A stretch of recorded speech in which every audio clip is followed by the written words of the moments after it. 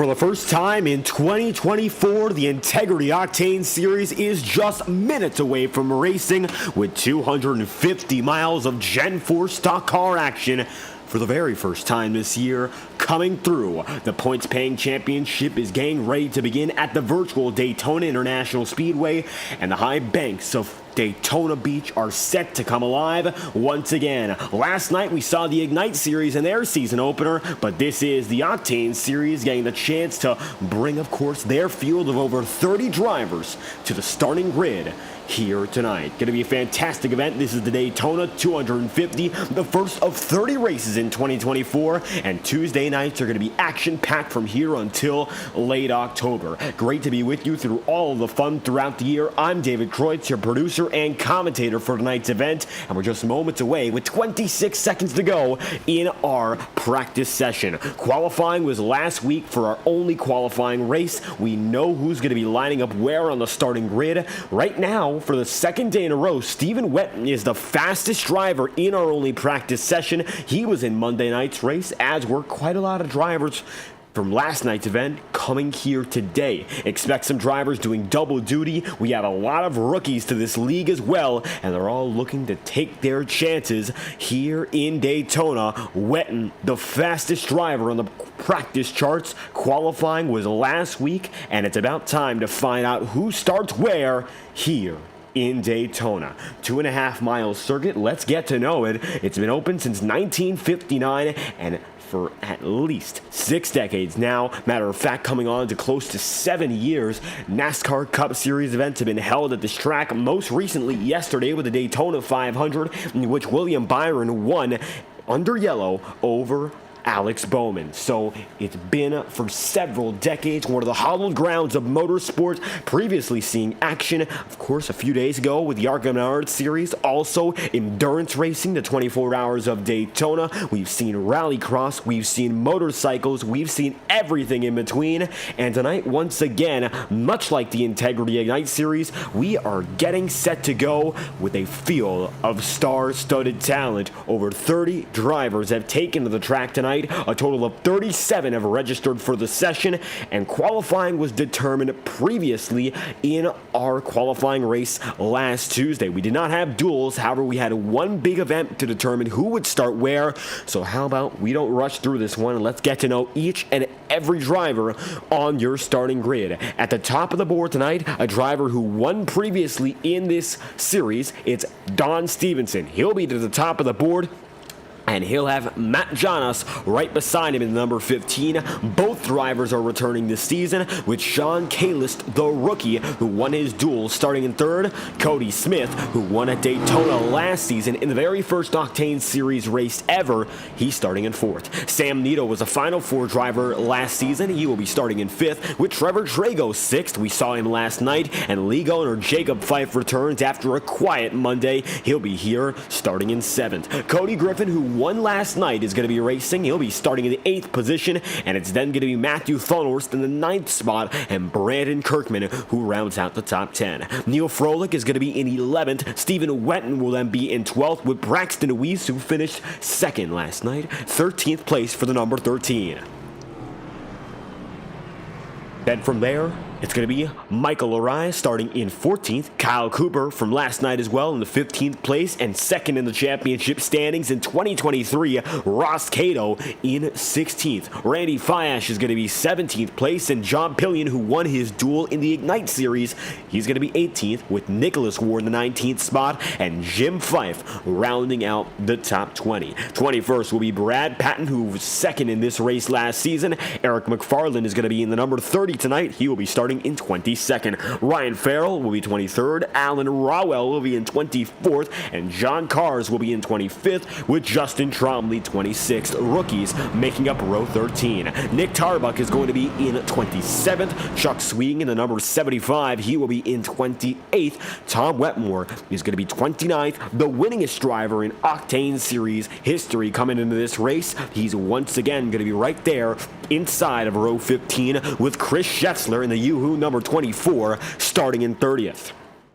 Bobby Ross will be 31st, Jay Aishman will be 32nd, Galen Gidman will be in 33rd, and it'll be Jonathan Girvan in 34th position. Brian McFerrin in the 07 tonight will be in 35th. It'll be Danny White 36th, and to round out our starting grid, 19 rows deep, Jared Collin in the number 26, shades of Ricky Bobby in the Wonder Bread Chevrolet. As you might see behind the screen, or as you did previously, drivers took it 3 wide, and it looks like they're once again in double file formation. A salute to the fans as they get ready to go for the first time this year. The Octane Series is coming back with a brand new package. The Gen 4 stock cars, high horsepower, high speeds, and the nostalgic factor is also especially important for a lot of these drivers. They've been watching the sport for several decades here, and even though this Gen 4 package is new on iRacing, it's been near and dear to the fans of stock car racing for several decades as well, and it is an honor and privilege to return this year with the Octane Series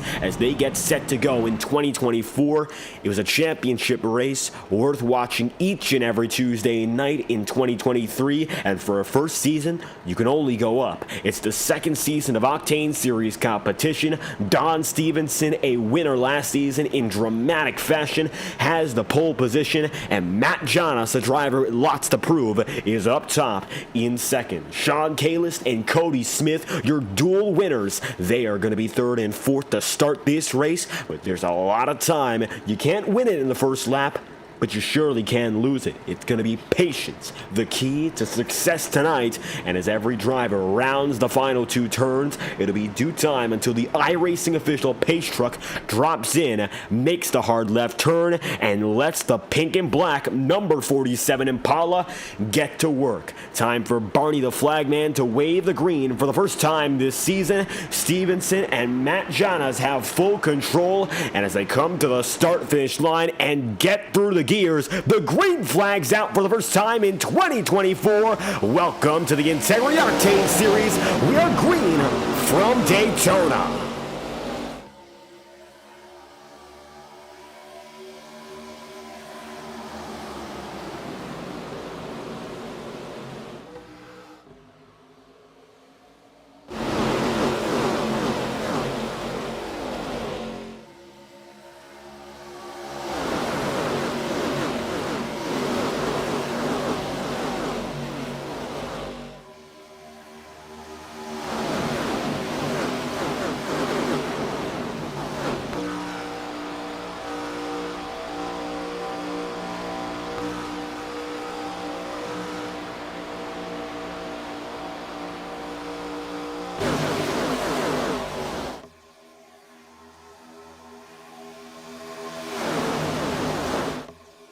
At the stripe, it's going to be at the top of the board. Matt Jonas and Cody Smith. Smith is going to move up top and find himself now leading the way. And just like that, early moves being made at the front of the field as drivers get acclimated to those around them. It's going to be a lot of new this season in the Octane Series. A few returning drivers from as recent as last night, but at the same time, still a lot to look out for when it comes to change. The 2024 Daytona 250 gets going double file as we get through the first few laps, and for the most part, they're spaced out. You look back to guys like John Pillion and his company, and so far so good, running very clean. Tell you this much, as we get through the first few laps, it's evident the drivers are going to be patient tonight. They're going to have to be, because when it comes down to 100 laps, very rarely do you get the opportunity to break away, especially in a pack of this capacity. Everyone being so close to one another, it's going to give way to some hard-fought racing from start to finish, and right now I think we're seeing the more 2x2 conservative approach,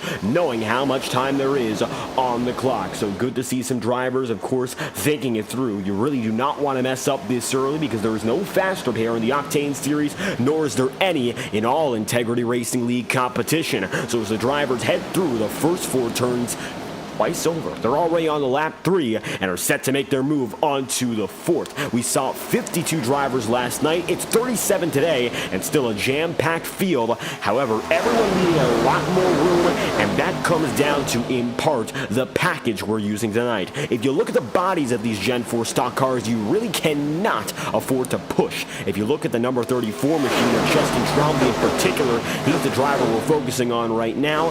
He's in a circumstance where we just want to stay and in the back of the pack and hang around. But if he wanted to be aggressive, you still really can't make contact. The way those front noses are shaped, it's detrimental to put yourself into the back bumper of another driver. You see the 93 right there of Ryan Farrell. If he were to make contact with Ryan, most likely both of them would go around spinning, and that's just the nature of the package here. Aerodynamics are going to carry every driver from start to finish. Staying calm, keeping yourself cool from the very beginning to the end, that's the big deal. It's a big picture race. Last night we saw 52 consecutive laps without a caution, and we're hoping to see the same case here as everyone gets going in Daytona. Cody Smith is going to be up front once again. Now, he did not get a podium finish last night. However, Cody Griffin, who right now runs in 6th, said that Smith was an instrumental part to his race victory because these two were pushing each other, and it looks like one driver coming through big in the middle. That's Nicholas Ward. In the final 5 laps of last night's event, it became a double-file race between the top 15 to stay up in front before that eventual final wreck. It came down to Elliott Drummond, Travis McQuistion, among others, who were involved in the final incident, which gave way to the last lap scuffle in which Cody Griffin won. But Smith was a huge piece of the puzzle because he was pushing Cody Griffin the entire time, and come the last lap, those two were still locked up together, and when it was time to go, Cody Smith gave the perfect push and shove, and just like that, Griffin got to victory. Don Stevenson going to be dropping in this time by, and you'll see him, he's going to fade back to about 17th place. When you go back up to Cody Smith, one thing to keep in mind is that communication, it is critical for every driver. You want to have someone around you that you can trust from beginning to end, and if you don't have that, you're going to be at a major disadvantage, especially when the going gets tough. In these early laps, everyone, for the better part of it anyhow, are coasting around. You're not necessarily racing other drivers around you as much as you're staying in line and making sure you keep yourself in a competitive position. They're 3 wide up at the front of the field with Stephen Wetton up top, but I'm sure right now he wants to keep that track position, not to take the lead and dominate the race right now, but just to have a good shot if there were to be an incident. You don't want to get caught up with the back of the field. You also definitely do not want to find yourself far out of the draft, so right now trying to protect himself by staying up top, but it looks like that third groove fizzled out, and it's the middle line dominant so far. Trevor Trago down on the bottom. Trago has teammates to work with, namely Brad Patton, but it looks like right now Brad is not close enough to make anything happen. He's going to be in about the 6th spot, and while he's close in terms of position, he's all the way up on that top side. Tonight, Brad Patton runs the number 7, brand new look for him. Last year at Daytona in the Octane Series, he was the 2nd place finisher to Cody Smith. He is the bridesmaid coming in from 2023, and would love to get a chance to do it all over again. Now, our most recent Daytona winner in the Octane Series is not racing tonight. That was Guillermo Alvarez, who won in August. He got it done in the Tube Tech 250. But the season opening race win, that went to Cody Smith, and he eventually found himself with a deep level playoff contender all throughout the remainder of the year. It's a big race when it comes to that momentum in a season, and if you can get off to a good start, it's going to help you substantially. One driver that got off to a good start last night was Braxton Deweese. He's here with us once again, and it looks like he's got a few of his fans in chat. We thank Doug Middendorf and Chris Deweese for stopping by.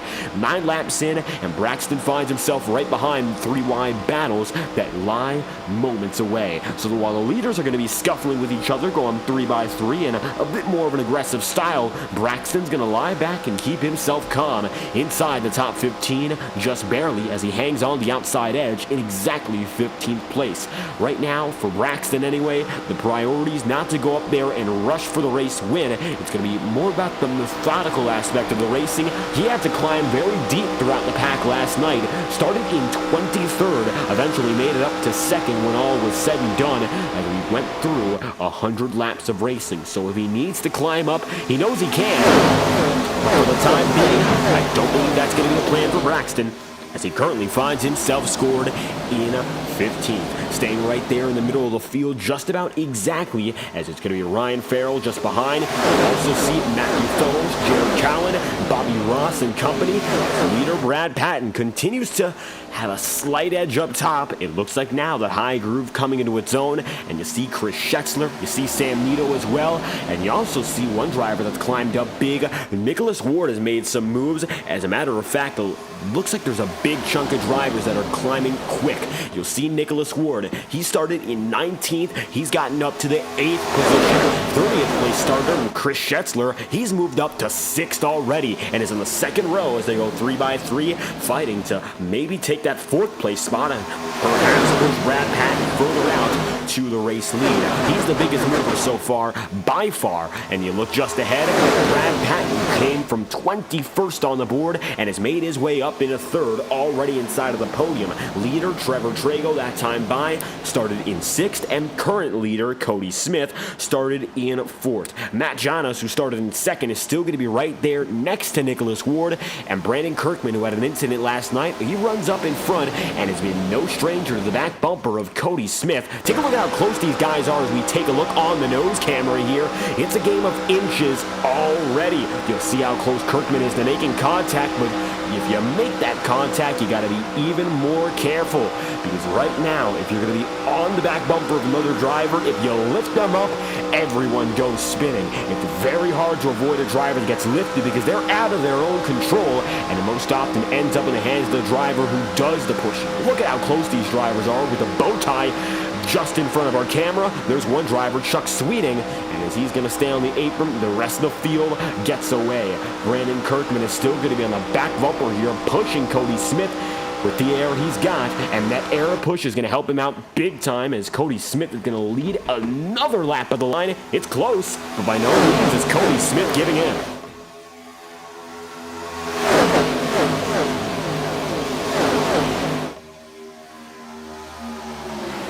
And it looks like right now it's a breakaway of about 10 drivers. Then you go back to Stephen Wetton, you go back to Sean Kalis, Eric McFarland and company. They've lied back just a few more tenths of a second, as opposed to going for a very, very risky maneuver and running up there 3 wide early. They're going to stay in the draft and try to, of course, take advantage of a potential mishap. 13 laps in, though, we're running clean, and once again, already got to think about the strategy as the race goes on. Last night, 54 green flag laps. However, then it came down to multiple cautions from that point onward, so there's the potential to see an early long green flag run, or we could see one in the near future. If you look further back, though, drivers who are outside of the top 10 are running mostly single file, some double wide racing. You see Matthew Thunhorse right there, and Justin Trombley. And right now, Trombley's going to remain on the high side, so does Matthew Thunhorse. And they remain neck and neck here as they come down the super stretch with Neil Froelich and Don Stevenson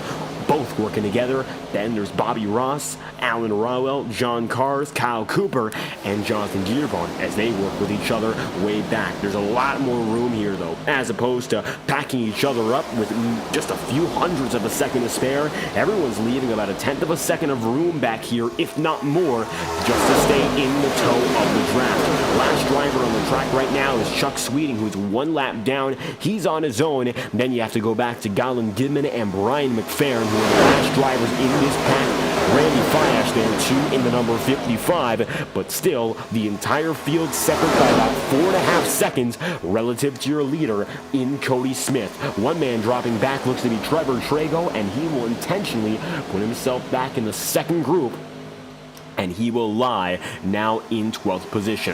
Brandon Kirkman has the race lead, and the double file once again. It looks like the more drivers get away from the leading pack, the less and less drivers try to go to the third groove. It's once again 2 by 2, and the advantage still held by Cody Smith at the line. But Kirkman, he keeps it very, very close, and now Nicholas Ward is in the mix in number 97. Ward coming back for his second season of Octane Series competition. The closest he came to a race victory last season was at Bristol, which was the walk-off victory he would have required to make it into the 2023 playoffs. He seemed to be the quickest driver for most of that race, but unfortunately, didn't go well for him at the very end. One of the drivers plagued by technology issues, several times disconnecting when he had a very strong run going. One time in particular, it was not Bristol Motor Speedway, but it was another short track. It was Richmond. He led early in the race, and about 35 laps in, disconnected from the lead, and that set him back drastically. It would have been a night he had a chance to win, but after that incident, of course, not able to get back to the lead lap until it was too late. So with that being said, Nicholas Ward definitely looking for a rebound in the season, knowing he has the ability to win. Now going to try to find the time to get it done. 17 laps in so far. He runs right behind your race leader, and Cody Smith, still keeping him honest, is your leading man, neck and neck with Brandon Kirkman.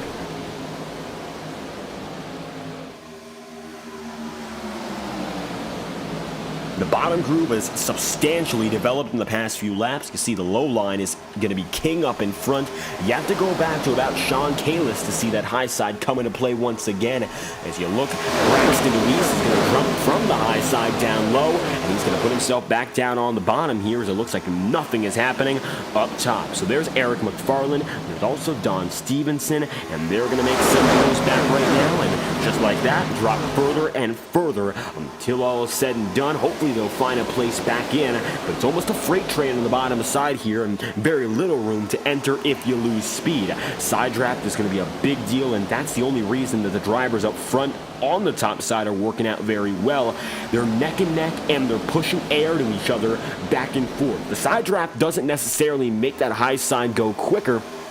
Rather, it's almost as if it's a bit of air being thrown on the low side, like for Brandon Kirkman and company, that makes them go about the same speed, if not slightly slower. For the inside, they're cutting distance along that bottom, so they're taking up less of the track, and they're traveling less of a distance indeed. But for the high side drivers, they get a bit more momentum coming off of the banking, and with that side draft, it means they're able to stall out the run on the bottom and keep themselves there neck and neck. Going once again on the drone camera we've got here, you're going to see all the way from the top view of the track how the side draft works. And let's take a look at your two leaders as an example. It's Cody Smith and Brandon Kirkman. Kirkman's going to get a much better run immediately speaking. However, you see how Cody Smith is starting to come back up. He's neck and neck right there with Sam Nito at the line. He's going to get a bit closer to the back bumper of Kirkman, and almost into turn 1 and 2 they'll be neck and neck, but just not a good follow through there. You can see Nicholas Ward left a little more distance. Looking even still, there's Cody Smith continuing to charge up and get that speed, and now as they're halfway down the back straightaway once again, the Next Level Racing Chevrolet's got the advantage and is going to be the leader coming into turn 3.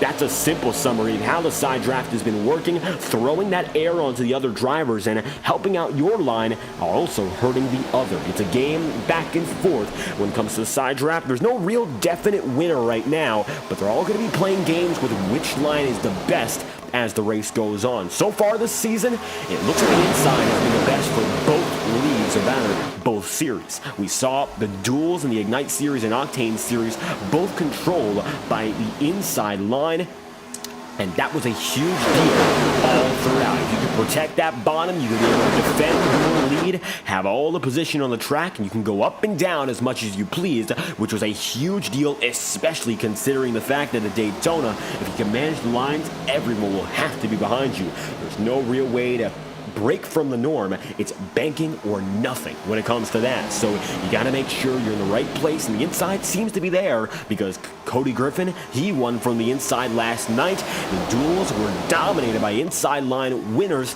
and as such, looks to be working out once again, just about dead even, as Cody Smith is going to be able to take the lead off the stripe. Shelton Ponder in the chat room once more, watching the Gen 5 cars come to life. Well, tonight it's the Gen 4s, late Gen 4s that is, and these were originally scanned in iRacing about 2010 or 2011. Now this goes back to the junior motorsports car built for Brad Keselowski during his tenure with the team in about 2009. I believe it was a car he used at Michigan, and we'll double check that as the broadcast goes on. But this is about a 15-year-old car scan, a Chevy Impala built by Junior Motorsports, and it's been used ever since as the official Gen 4 stock car of iRacing. And now with the new high horsepower package, drivers are kicking at speeds of about 45 seconds a lap as they continue to go around each and every time. They might not be pushing hard, but they're still going very quickly. 23 laps in, and lap times are about 45 seconds per.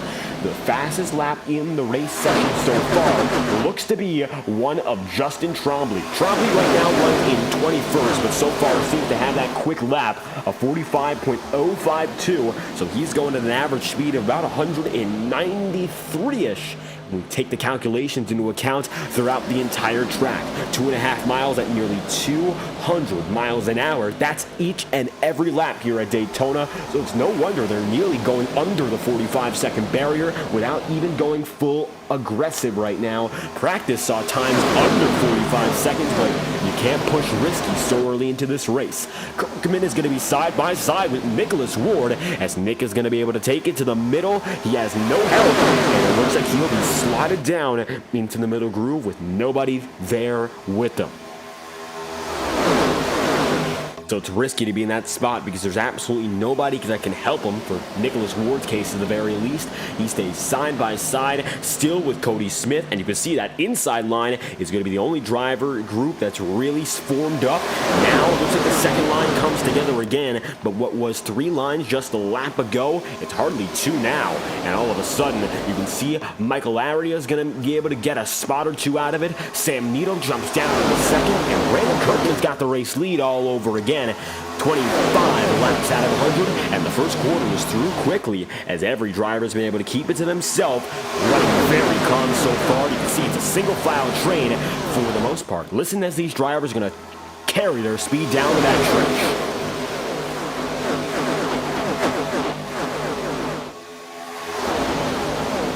And it's a great sound of Gen 4 stock cars, that I'll tell you this much. It's unlike any other on the platform, and you see there, they're all in formation, and you hear them coming down. It is like a train right now for the majority of the field. Not a lot of aggressive driving, going 20th on back.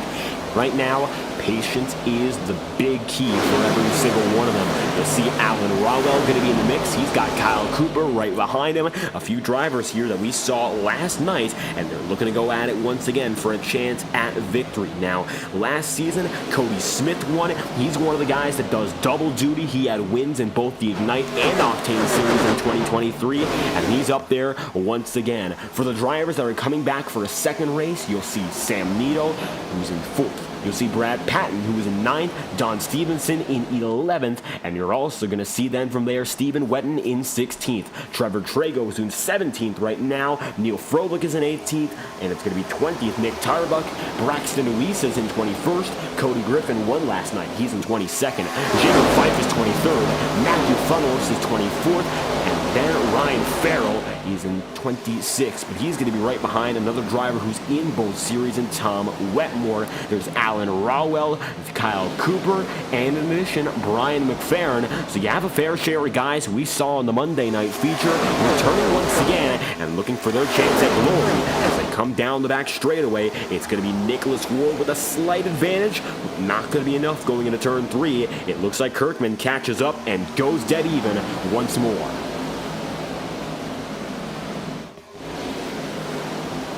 And the track conditions are beginning to change, much like last night. Currently going to be a track temperature of 120 degrees Fahrenheit. Last night, the highest track temperature we saw was 81 degrees. It's over 40 degrees Fahrenheit higher tonight in clearly the triple digits, 120, and that's going to be scrubbing off the grip on these tires rapidly. The quicker these drivers go, the more rubber they're going to lay down, and the harder it's going to be to keep control as the race goes on. That's part of the reason we don't see drivers going 3 wide right now. You really do not want to risk your equipment. You want to stay calm right now because you know one slip up if you go 3 wide, getting loose just a bit, it could cost you, and it could cost you substantially. So staying in a very calm, formal order is going to make sure the tire wear doesn't get even worse, because that degradation is something that's going to plague these drivers from start to finish. Now, the conditions of this race are going to change rapidly. For every half hour of racing, the sun will set 1 hour more, shall we say, and we could see some nighttime racing by the time this session is all said and done. As it stands, though, I don't quite know what to expect. Track temperature is slightly decreasing now. It just went down to 118 Fahrenheit, so we might be back into double digits when the night is over. Either way, this first stint might be the hardest for all the drivers because it has the warmest temperatures predicted for the rest of this race. and you definitely don't want to give yourself away in the first 30 laps. Coming around to lead the way once again, Cody Smith in the number 18, and last night we saw John Pillion make his debut. He's already had success at Daytona in the past week. He won his duel in the Ignite Series event, and he's had to climb up big time tonight. He's made his moves from 18th on the grid up to 2nd, and now is going to be up there on the high side trying to help as Cody Smith pursues the lead once again. John is one of the drivers we're seeing for the first time in this series. He came in for the Integrity Racing League as a rookie in 2024, and so far he's looking to go double duty in both series. We're looking on board with the number 46 right now, and as you can see, he finds himself right next to the number 48 of Brandon Kirkman, another rookie this year, and he's right behind Cody Smith, who won this race last season and knows what it takes to get it done all over again. So some pretty fair company right now for John Pillion as he gets into grips with this series. Looks like so far very calm up in front and not much to worry about. You see Nicholas Ward lunging out on the inside line. This is where that outside once again comes into play. Cody Smith once more takes the lead back, and it's a repetitive cycle here. He can be on the inside line and lead the corners, but Cody Smith once again down the backstretch. He has the chance to dive down low. Does he do so? He does not, and Nicholas Ward once more takes the lead again.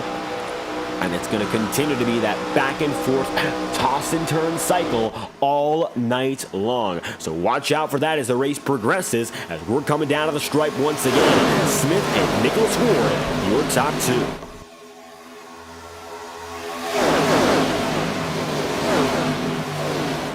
Chris Schetzler now going to be in the mix himself. You can see that number 24 going to be running in the 4th spot, and he's got Brandon Kirkman right beside him. Kirkman, who stayed there since the very beginning of this race, has not seen Schetzler just yet. Schetzler was previously as high as the 6th position. He's now made his way up into 4th. Started in 30th. Of course, he's gone from nearly the dead end of the field all the way up to the front, and he's made those moves quickly, putting himself in a nice position so far. About the most aggressive driver of anyone in this race, at least to this point, and it's paid off as now he's got a comfortable track position and won't have to worry about being stuck in the back where he was, hardly within the confines of the top 30. Big game so far, but of course the race has only just begun, and he's going to try to find a few more opportunities as John Pillion goes up top. We might see the 3rd lane come into formation once again. If you're watching live on FTN, you might be waiting for the Highline Racing League Truck Series broadcast.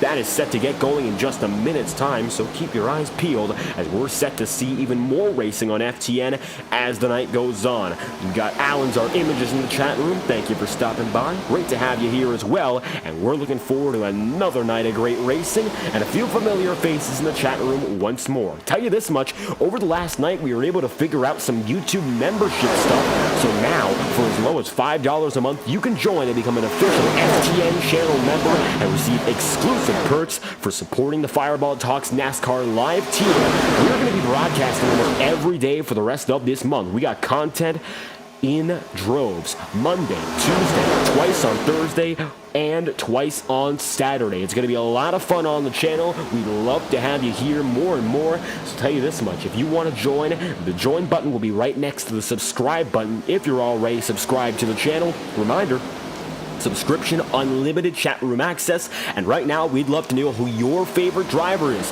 If there's a driver you're looking out for tonight, be sure to let us know in the chat room and we'll shout them out along the way. Schetzler now going to be able to take the race lead on the bottom side, and he's one of the many hoping to have some of that fan support as the race goes on. Once again, FTM memberships are live, and so are super chats and donations.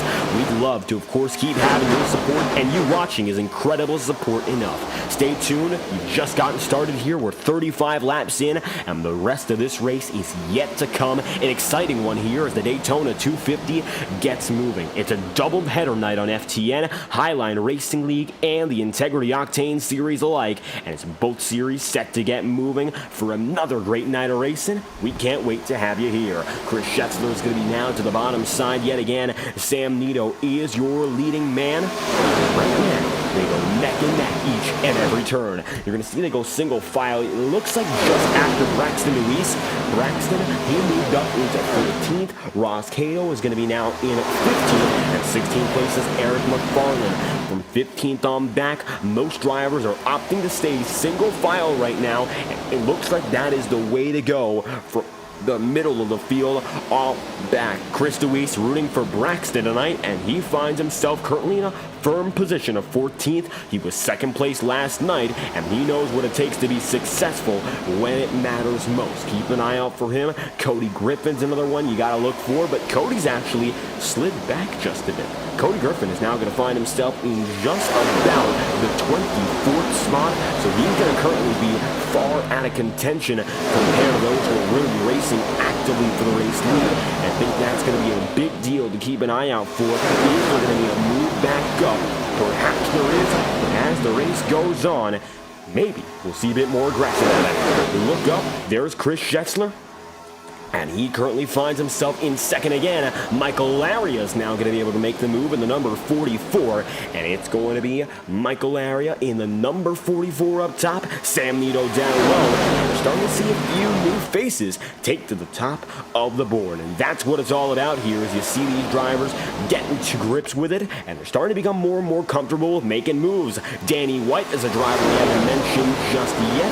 And it looks like he's now going to be in the mix as well. It's going to be Danny White right behind Matt Jonas. Brandon Kirkman drops back to just about 9th here. And he's going to be inside the single digits, but only just as they come around once again. The Gen 4 racing action has only just begun, 38 laps in. And right now, Cody Smith finds himself in 6th. Tonight, he's representing NextLevelRacing.com. And he's, of course, a proud ambassador of the Integrity Racing League, the official hardware provider for the Integrity Racing League. Since 2009, Next Level Racing's had you covered with high-quality sim racing performance products for dedicated sim racers who deserve nothing but the best. Make sure to visit NextLevelRacing.com after tonight's broadcast. The season champion for 2024 in the Integrity Octane Series will receive an Integrity Racing League-backed sim rig, courtesy of our friends at Next Level Racing. We'd love to keep you here as we keep things going. This is the Integrity Octane Series, and we'll be right back after our first commercial break.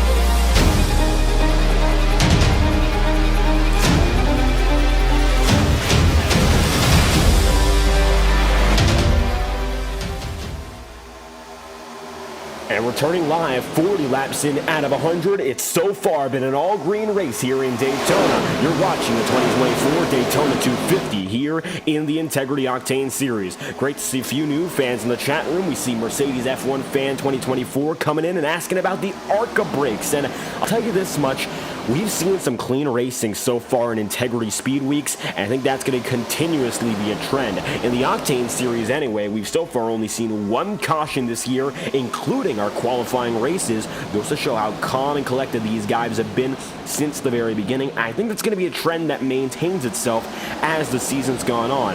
Last season, we saw many caution-free races in their entirety, and I think that's going to be something that, especially with the Gen 4s, has to be enforced. You have to be calm. You have to consistently make sure you're not making overbearing moves. Decisions on the racetrack are going to be a very, very big deal, and you don't want to make big mistakes, knowing, of course, that these mistakes, they add up. It's driver reputation. It's the respect on the track, and if you aren't able to prioritize that, you're going to find yourself losing that trust and respect, which also is in turn going to lose you, of course, positions. It's going to lose you the ability to stay on the strategy. If someone wants to work around you, they're going to do so. You want to get that communication factor up at Daytona and keep it there. That's why everyone's been racing, for the very most part, conservatively. And 42 laps in out of 100, our pit window is set to be coming very soon.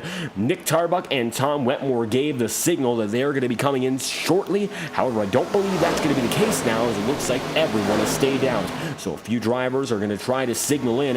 We saw Chuck Sweeting went down a pit road. He's back on the track once more. Everyone else is on the lead lap and going speeds of over 190 miles an hour. And we are just laps away from what will be our first pit cycle of this event. Now, if they can go to lap 50, maybe we're going to see ourselves a one-stop strategy. It's possible, but I don't quite know whether or not that's going to be applicable. Track temperature of 114 degrees, so slowly but surely it's going to be a cooler racing circuit, and the tires will not wear as much. Maybe someone's going to risk it and try to go for fuel only and no tires. That's a possibility, but as it stands, can't quite tell if anyone's going to try to go for it. John Ammo going to be in the chat room right now, and as it stands, I'd have to agree with you, especially what we've seen here at Daytona. The respect is such a big deal. As aggressive as these guys can get, so far we haven't seen too much of the aggression, mind you. Everyone's kept it close and been very, very calm from beginning to end in the superspeedway races we've seen. The last time the Integrity Racing League took to the track at a superspeedway before this month, it was Talladega in the Ignite Series, and they went for a caution-free race, 88 laps long, and that was with about 30 drivers in the field. It was a fuel strategy race. It had multiple green flag pit stops, and even though drivers were close, nobody wrecked. But this is the big test. Drivers are coming in this time by Schetzler, Stevenson, and company make it in. One driver sliding, that's Brad Patton, but he saves it, and we keep going. Brad Patton's going to drift in big. He's going to put on the show, and luckily nobody gets hurt. We keep going, and green flag pit stops are on. There's Jim Fife, there's Nicholas Ward, Alan Rowell too. It's a group of about 12 drivers that make it in at once, from Stevenson on back to Bobby Ross, and now it looks like the pit road cycle is in full swing. We keep it green. Nice move there for, of course, Patton to save it. Everyone went in collectively, and there's another big signal coming in. It looks like Michael Aria is going to be coming through this time by. Does he opt to go in to pit road? No. Now we're going to see a big company here. Danny White, Cody Smith. It looks like a huge send there for the 15. Matt Jonas might just have a pit penalty, but everyone else gets in time. I think Jonas is going to have to serve perhaps a penalty of 30 seconds, because you saw him, he slid in, looked to be too fast, and even went onto the grass there. So Matt Jonas, who started in the front row, he might have some troubles, and another group of about 7 drivers makes it in once again.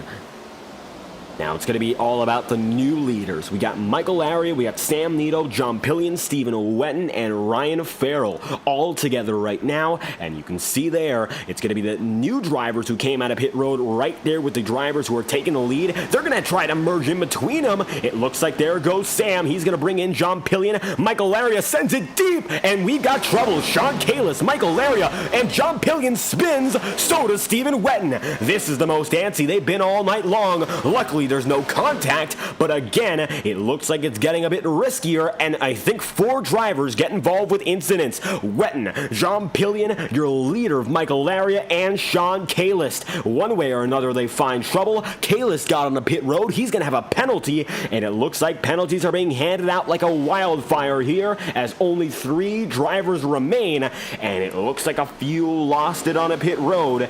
Luckily, no big kerfuffle, but that's going to cost a few drivers their night very, very early. No big damage, but it's still going to be trouble brewing as Jonathan Giervon relatively calmly makes it in, and he's going to come in with Randy Fiash too. A big difference in tone as these two make it in together. It's not at all an antsy race in. They just go through and they're done with it. They're both going to make it in with ease, and so it's all down to Ross Cato, who now finds himself the leader by about half a minute, if not more, and he's going to be just behind Cody Griffin and company. Griffin is now your new race leader. He's going to find himself at the top of the pylon, 48 laps in, out of 100, and you can see there, it's going to be Griffin fading back substantially because it's now Don Stevenson who has the opportunity to take it up front.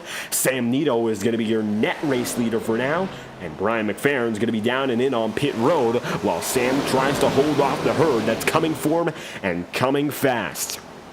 And there's really nothing you can do here. He's going 185. Stevenson is going 200. That's a 15-mile-an-hour difference. And it's almost like being passed on the interstate when you're going 55 and the man next to you in his Nissan Altima is going 70. Nice move there for Don Stevenson. And he takes the lead again. And once more, it's going to be all about cycling together. Ross Cato is going to be your net race leader. He's out of frame right now, but there he is. And the Fast Forward Esports number 12 is set to get back on the move. Coming out of pit road this time by, it's Ross Cato and Ross Cato only. Stevenson's coming through the tri-oval, and even though he's about 8 seconds back, it's going to be very easy to get back to Ross because the difference in speed will be about 30 miles an hour. And 30 miles an hour is by no means a small feat here in Daytona. Ross is going 143. Stevenson's going 196. So it's going to be even more than that. Nearly a 50-mile-an-hour difference. And as they come across the super stretch here, Janos gives in. Ross Cato has the lead, but he's got no choice but to bow down, and he will fade back big. Nancy Wetmore in the chat room for the first time tonight. Thank you for stopping by. Tom Wetmore currently runs in 9th in the TubeTech Chevrolet, and he's one of the many that benefited from that ordeal. Looks like green flag pit stops only caught about 6 drivers out. No big trouble otherwise, and we stay green. It's going to be 50 clean green flag laps to kick off the season, much like last night. So we're on a good run. Over half of the laps we've seen in both these races, when they're all said and done, at least half of them will have been run under green. We saw 52 laps run up for the drivers in the Ignite Series, and we're already up to 50 right now in the Octane Series. Very big feat for all these guys as they keep it calm. Tom Wetmore has gone from 29th up to 9th. Chris Schetzler, 30th up to about 3rd position, but he's beating and banging, and he makes a bit of contact there with Sam Nito. They're going to pass Michael Laria, who got that penalty. As we mentioned, he was the leader. He came in hot, and it cost him big. So he's going to go 1 lap down.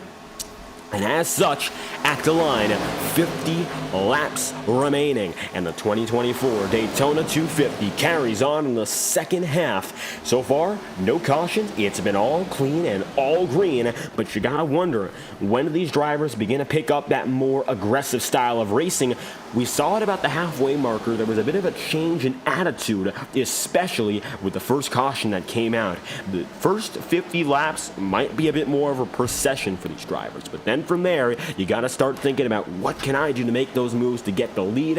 How can I keep jumping up spots? Is there an opportunity to maybe make some big passes and help myself with a strategy? If you're a driver, that might be running through your mind right now, and I think we're going to see a bit more risky, still coordinated racing, shall we say, a bit more risky in its nature. Calculated, yes, but don't expect these drivers to play it safe all the time. I don't think that's going to be the way these guys choose to go about it for the rest of the night. Braxton Weiss jumps up big. He'll nail up into about 6th. Tom Wetmore is going to be in 7th.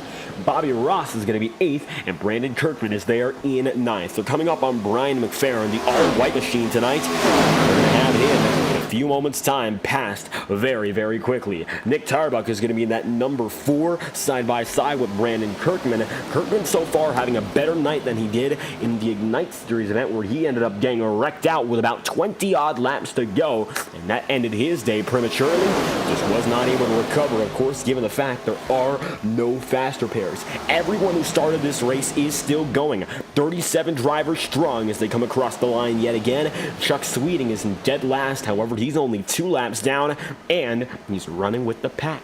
John Pillion, he's 1 lap down. Sean Kalist, 1 lap down. Michael Laria, Brian McFerrin, Matt Jonas, and Cody Smith, more of the same. They're all 1 lap down as well. And just because they're 1 down doesn't mean they can't run up in front. Smith is now going to be up there with the leaders, and you can see he's a big instrument right now to helping that second line, and Sam Nito has to be loving it. I think in one sense he has to, of course, enjoy the support, but also it's a lapper. He has his own intentions, so it's going to be a bit challenging to work with someone who needs a caution. You never know how risky he'll get, because at the same time, he's got his own opportunities just at the front of the field. He wants to get away from the trouble, and of course, if there's a caution and he's involved in it, he doesn't benefit. But if he's, of course, up there on the technical front row, not the literal position front row, and gets away from the incident, it's a huge deal, and Smith has the pace to win. Just about everyone does. You can see he's very close on Sam's back bumper. Already starting to put that finesse in as the race goes on, and we're coming down with less than half this race to go. Look out for drivers to get a bit more pushy-shovey, as it's going to be Chris Schetzler backing up into Brad Patton, and Patton had gained big thanks to that pit cycle. He's one of the drivers who looked to have a risky entry, maybe the riskiest of them all, the way he slid in and got right in front of Brandon Kirkman and then got going again. But not only did he make a minimum pace speed, but he actually jumped a few spots as a result, and that leapfrog is going to give him the advantageous position going into the second stint. And for many drivers, it's going to come down to whether or not they can fuel save from this point on, because it's a 55-odd lap run we're on so far in terms of the green flag stint. It was about 45-46 in terms of strategy before the pit stops. Maybe there's a chance to stretch out 3 or 4 laps, try not to go down a pit road once again. It will by no means be an easy call, but it is possible, at least for now. So we'll see whether or not these drivers choose to be a bit less aggressive. We might see the average speed lap after lap continue to drop, but right now they're still in the mid-55s, so they're only a few tenths of a second away from the fastest overall times being put down on the night. Now, we saw it last night in the real Daytona 500 that they were going several miles an hour slower than a driver would on their own. AJ Allmendinger was running laps at about 180 miles an hour, whereas the pack was going 175. Now, 175 miles an hour comes about the pole speed for the 1964 Daytona 500. They were going much slower than they could. That's for certain, no matter how you slice it. Fuel saving is a big deal, and those extra 3 or 4 laps might be the difference between a victory and a 25th place finish. So keep that in mind too. We might see a little more conservative driving for the next 10-15 laps. Save about 3 laps worth of fuel and go from there. That could be a strategy that's plausible, and maybe some drivers back here are trying it. I think Jonathan Girvan, unfortunately, he's not up there with the leading pack, but if he were, he would be the best example of what I'm talking about. So we'll talk about someone who's doing the exact same thing, but is still towed on to the leaders. Ross Cato, he went down a pit road 8 laps ago at about lap 49, heading into lap number 50. So he's trying to go for the perfect split, and he's backed himself up better than anyone else. You can see right now, he's lying in the tow, letting the draft do a lot more of the work for him. So as opposed to being aggressive right now and taking those risks, he's going to let the draft do all the pushing and keep him up there with the leaders, knowing that he's probably saved up the best of any driver in the field. A combination of being calm and also looking to be aggressive late. He's thinking about it for the big picture, and that's exactly what you got to do if you've got the winning mindset.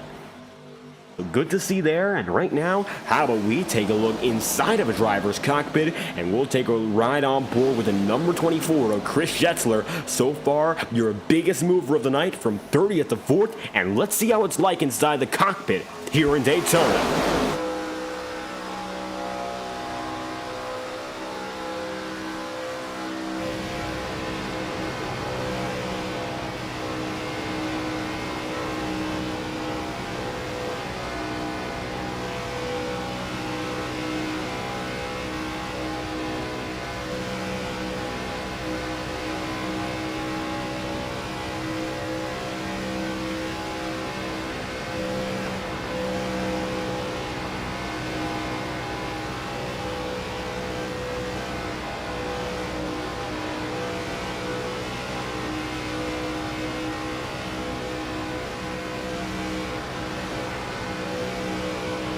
One of the most impressive views in all of stock car racing, and I think these in-car cameras, in the virtual sense, are still as exciting as they get. Looking here, Chris Schetzler, he's now running in the inside line up with the leaders, and he's got drivers all around him. In front, right there, you can see in his right side, as we take a look inside the cockpit further, we actually don't see his rear view mirror.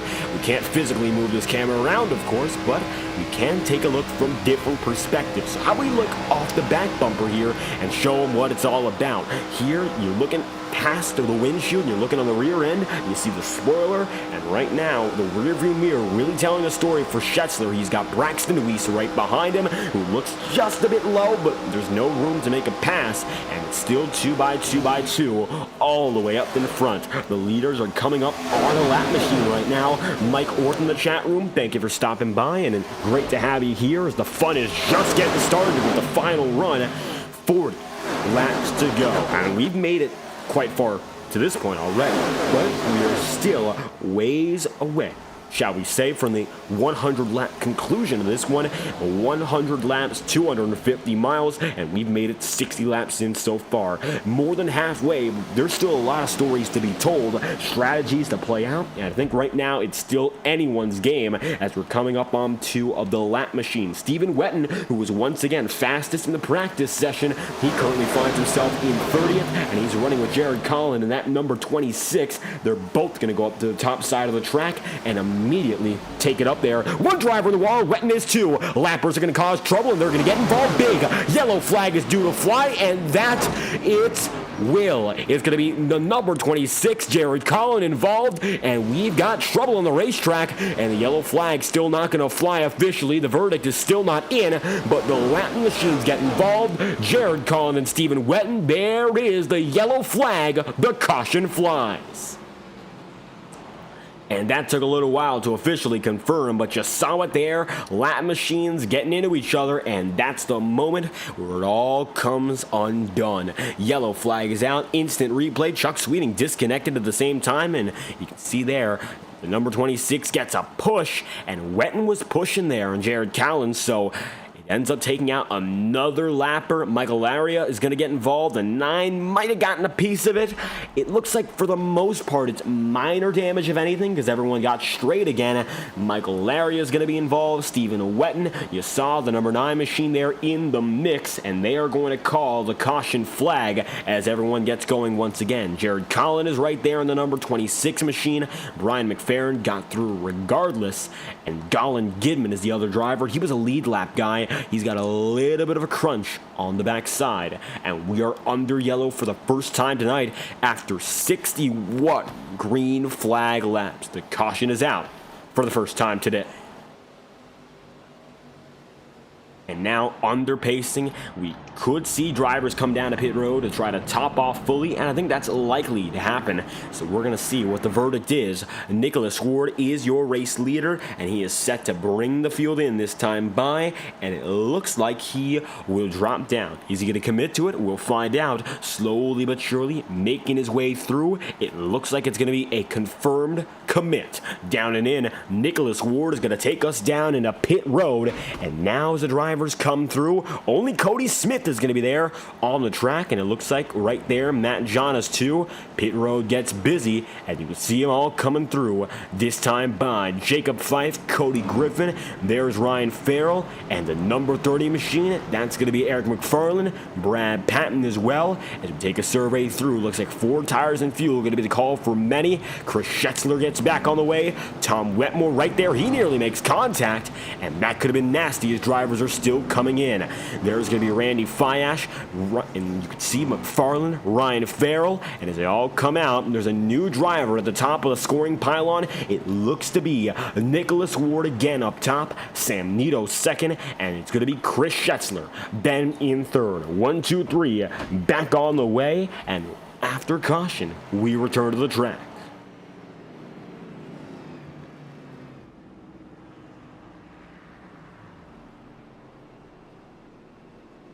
Yellow flag out with 37 laps to go, and for the first time tonight, we are under pacing. Very long run without, of course, a caution here, and good to see that green flag racing coming into play. So before we get back going, we're going to give you a special message courtesy from our friends at iRacing Motorsport Simulations. Be sure to check out iRacing.com for sign-up discounts of over 40% all throughout 2024, and join the most accurate motorsport simulator online. Since 2008, iRacing has been the best place to go for all of online simulation, no matter the racing discipline. And if you want to join the Integrity Racing League fun, you've got to join iRacing. We'll be right back after this quick message from our friends at iRacing, and we'll return with 35 laps to go. First restart just moments away here on FTN. Racing isn't easy, but experiencing it is. iRacing puts you in the driver's seat with the industry's leading sim racing game. Drive on laser scan replicas of the greatest racing circuits from around the world. Go head-to-head against other drivers chosen by skill-based matchmaking to ensure competitive racing at every level. Compete across all your favorite series. In officially licensed cars engineered to deliver the most accurate driving experience possible.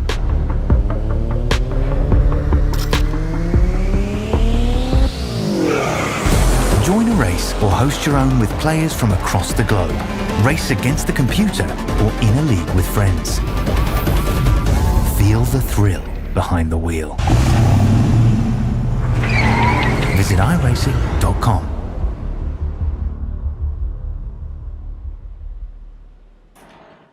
Returning to the track just a half a lap away from restart number 1 tonight in Daytona. It's going to be all about new race leaders, Nicholas Ward and Sam Nito. They're going to take back up to the race lead, and almost every driver in the field went down a pit road that time by. Those that didn't are going to get a lap back. It looks like Matt Jonas, Michael Laria, Sean Kalist, and John Pillion. They're all back up on the lead lap after that caution and going to benefit the most given the recent incident. Just like that, it's going to be 33 drivers on the lead lap. Brian McFerrin is now going to be in 34th, 1 lap down. Jared Collins, Stephen Wetton are also 1 down, but not major damage, so their race is not done. You see some scuffs there on the number 10, but it isn't a race ender, so there's still a chance here for the driver that number 10, and not all hope is washed.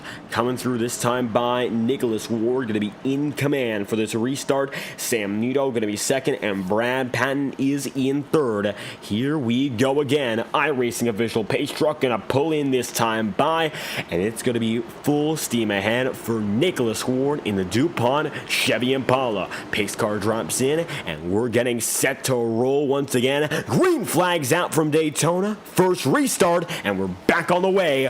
Double file.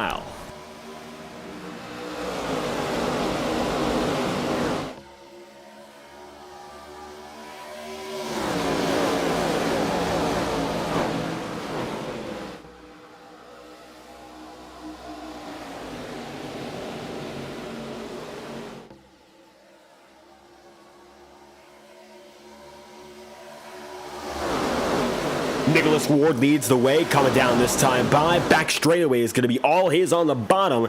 He's going to have Sam Nito right up top, keeping him honest. You'll also see Tom Wetmore right there with Chris Schetzler side by side, and they're going to be 2 by 2, just about half deep into the field. You look back then, you're seeing guys like Justin Trombley with Matthew Thunhorst still neck and neck here, 66 laps in, and we've made it to the 2/3 mark on our way to the last stretch. More and more, the reality sets in that you've got to prepare for what's next in this race, and that's going to be the very, very end, the finish of this one. It's coming soon, and you've got to prepare. Up in front, going to be Nicholas Ward keeping himself on the bottom side. It's going to be Sam Nito right up top even still, and Chris Schetzler going to be in 4th now. He's starting to establish himself as a routine pusher down the back straightaway, and one of the guys you want to get with. He's been here since the early going, climbed up to 6th very fast from 30th on the grid, and is still in the top 5 and holding himself there nicely as he comes through yet again. The Daytona 250 has been so far a largely all-green event. One caution breaks us up early, but otherwise we've been doing a very good job of keeping calm. 33 laps to go as the field continues to roar through the high banks of Daytona. And you see there, it's going to be Nicholas Ward still leading the way on the bottom side. Redemption race it would be for him. And we got a few rookies making it up here. You see Danny White in that number 79. He's up in front for the first time tonight. And he's been able to benefit from the pit cycles to slowly work through. He started 36th. So he started second to last in the field. And he's already up here in the top 10. He's had to work quite hard to make it from the tail end all the way to the point, and just like that, nearly in the zone as he comes down to the stripe yet again. 36th up to 9th. Bobby Ross is 31st up to 8th. So some of your guys who started outside of the top 30, they're here now, and they're definitely not going to give in. Track position is substantial at Daytona when it comes to avoiding wrecks, leading the strategies and such, but we've seen good runs out of drivers who have to fight and claw to make it up to the proper position. So by no means do I think it's going to be all about where these guys started. Expect maybe a few more of these underdogs to continue their rise, because it's still a lot of time remaining to determine who is where. Nicholas Ward, 69 laps in, is a nice lead on the field. Chris Schetzler goes 3 wide middle, and at the stripe, it looks like he'll take the second groove with him. And now the third line is going to be up top with Sam Nito holding his own. Wetmore going to be boxed out in the third groove, and he's going to have to very high wiggle up. Sam Nito almost put himself in some trouble there. Luckily, nothing comes of it, but definitely a risk. Maybe not worth taking so early in the circumstances, as he will once again fly back up and cost a little bit of momentum for he and Tom Wetmore. So they're going to back off just a bit and slowly but surely make it back up to the high side despite a very near miss. All is well, and it's going to be 2 by 2 up in front again. Nicholas Ward's going to come across the stripe and going to be your leader at the 30 lap to go point. 30 laps remaining. It's Nicholas Ward, Chris Schetzler, Brad Patton in third, then Brandon Kirkman in fourth with Bobby Ross fifth, Sam Nito sixth, and Braxton Luis then in 7th. It's going to be then 8th, Tom Wetmore. 9th is going to be Danny White, and Jacob Fife rounds out the top 10 as it stands, and still 33 drivers on the lead lap. With 30 laps to go, we'd once again like to thank our partner at Next Level Racing, providing high-quality sim racing performance products for dedicated sim racers who deserve nothing but the best. We'll be right back after our second Next Level promotional break of the day. Next Level Racing. Visit nextlevelracing.com after tonight's broadcast, and we'll return after this message from the official premier partner of the Integrity Racing League.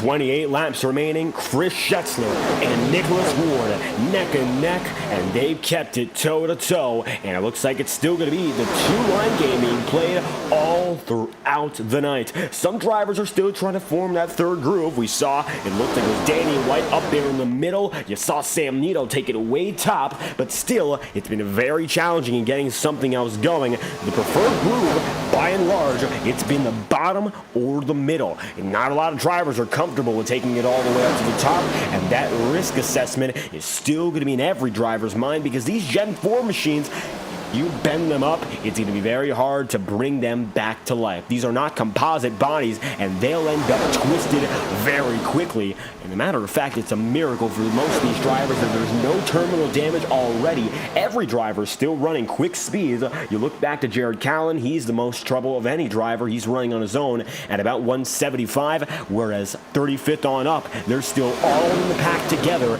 and running at race pace. So Any big incident, you'll see someone perhaps get hooked, perhaps end up sliding up to the wall and locking themselves up there. It's going to become a big deal, and damage will accumulate rapidly. It's quick speeds got to keep in mind here as the drivers keep on going.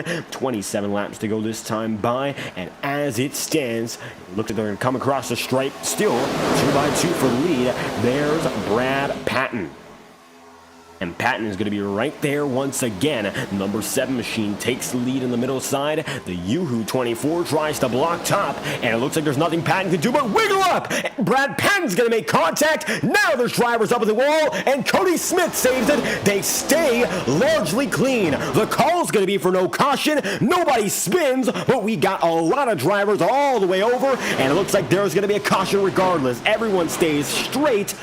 But there's the yellow flag, and that's going to be a call, of course, that changes everything, as Chris Schetzler ends up in the wall. Don't think anyone spun, but there's big damage, and that was a risky circumstance. Take a look once again, and we'll look back at it. Chris Schetzler, number 24, he's going to be up on the top side. He tried to block Sam Nito, and when you're playing this game of inches, sometimes it comes at you. You see Brad Patton going to mount that 24. Cody Smith, you saw there, Ryan Farrell, Tom Wetmore, everyone gets into it, and the yellow flag is going to get called. Looks like luckily nobody spun, but it was a hazard, and that's going to be a safety yellow flag with 25 laps to go. Yellow is out once again. Colin Gidman is going to be one of the drivers who gets through. John Carr's in the frame.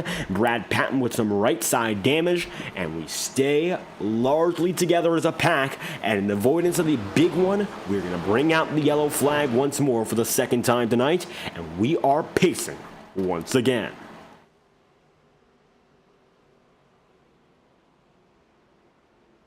What a danger that could have been.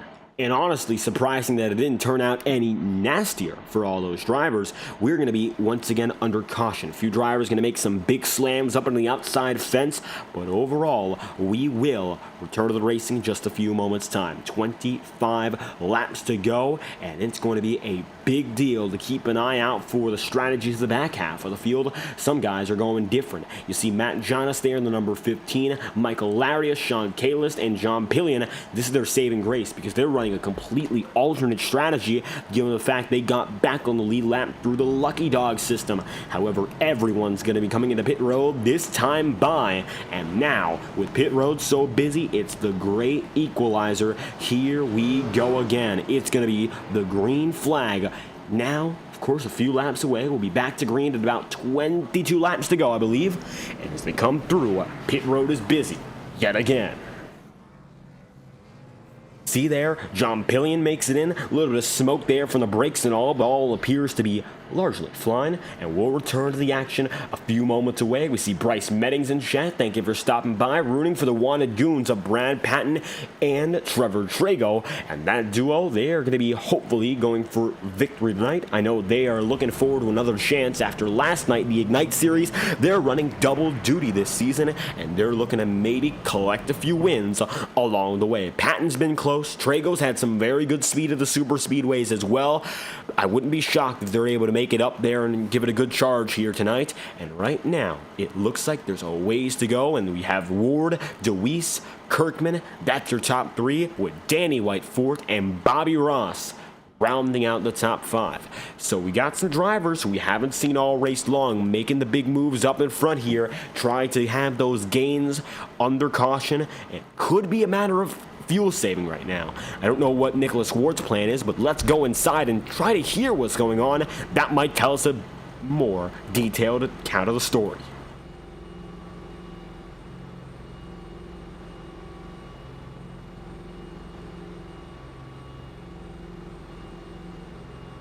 Yeah, the silence is deafening. Clutching on the engine right now, using about as little fuel as possible. I think that's exactly what's going on here.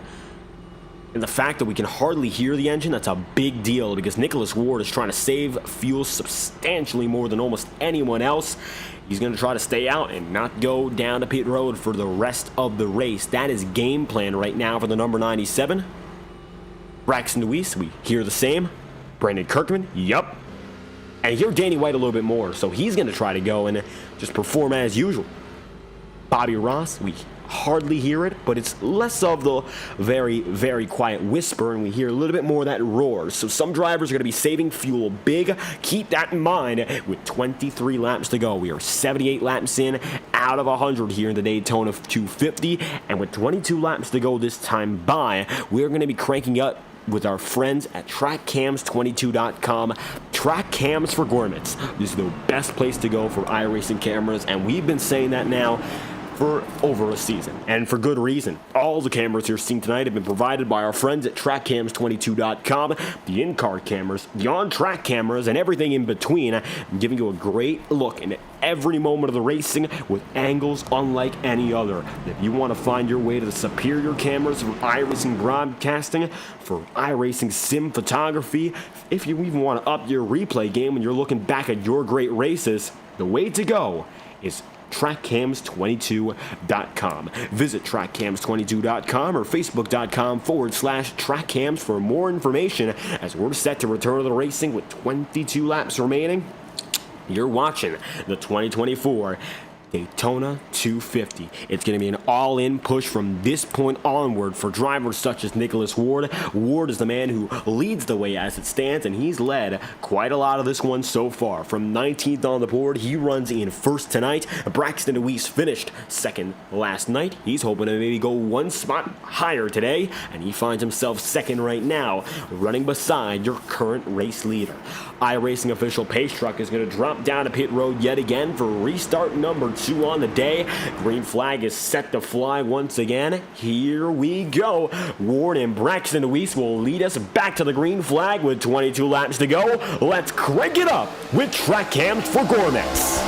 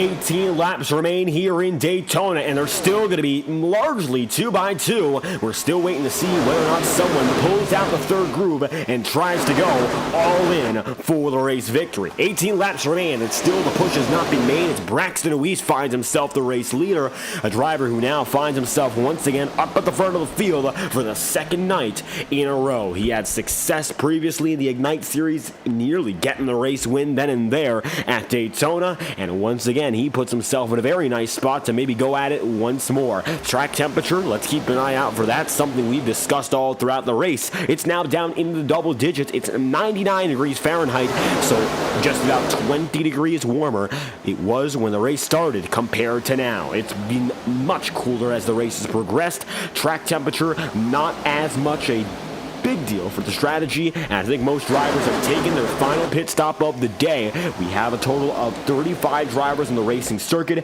Chris Schetzler and Chuck Sweeting, your only retirees. The rest of the field going strong here with 17 laps to go. You'll see there Colin Gibman, who was involved in a previous caution, already getting up to the top 10, currently running in 8th here, and Tom Wetmore going to be up on the top side. You'll see him all the way there on the third group. So Wetmore going to be one of the many trying that third group today, but still, nobody really getting success out of it. I think that's been the big deal that we focused on all race long, and we're going to reiterate it here because there's still a lot of time. We've seen incidents on the third groove. We've seen drivers try it and wash it out beforehand.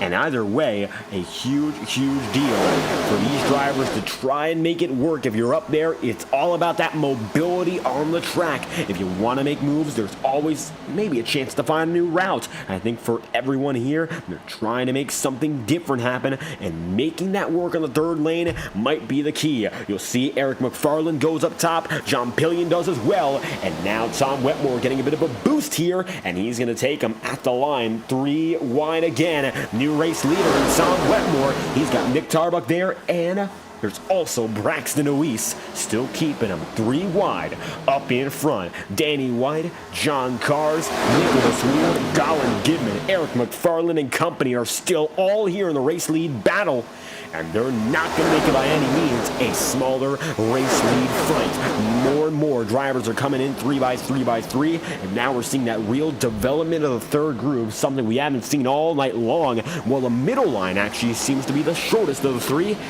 it's still very close to the lead. There's Nick Tarbuck there, about a 1 car length back, and he's trying to keep it close. But nothing else has happened so far as he comes across the line. 14 laps remaining. Braxton Ruiz and Nick Tarbuck still there, neck and neck. It's going to be Michael Laria up on the top side, that number 44, helping out Wetmore. Take a look on board right now as he runs in the 9th position.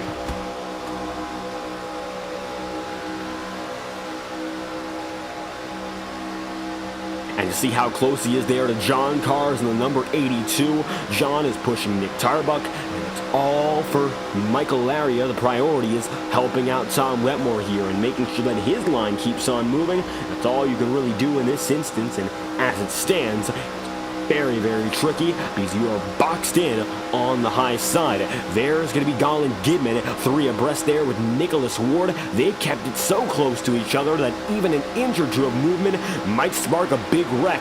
So if you're up top right now, Michael Laria has no choice but to run right against the wall, and he's done so quite well so far. 88 laps in, just trying to get that big break to propel he and Tom Wetmore out of the hole as they are maintaining themselves up top. Lap machine are going to be getting closer once again. That's Cody Smith in the number 18. It looks like Cody Smith is slowly but surely having a bit more trouble in his race. Does he go down to the apron? It looks like so far he doesn't. They'll have to wiggle right up top, and that's a very close move, but luckily everyone gets out of it.